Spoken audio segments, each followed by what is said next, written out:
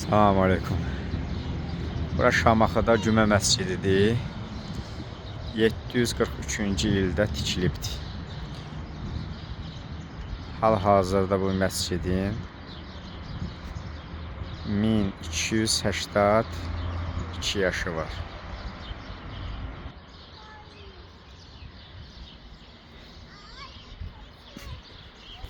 Bu 4 dənə.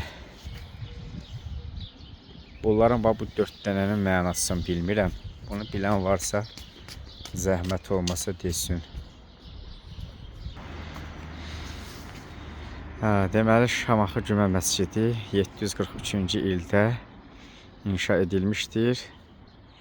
1859-cu və 1902-ci illərdə baş vermiş zəlzələ nəticəsində ziyan çəkmişdir. 1918-ci ilin mart soyqırım zamanı erməni quldurları tərəfindən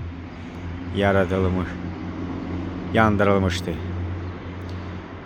Prezident İlham Əliyev sərəncamı ilə 2010-2013-cü illərdə əsaslı bərpa olaraq yenidən tikilmişdir.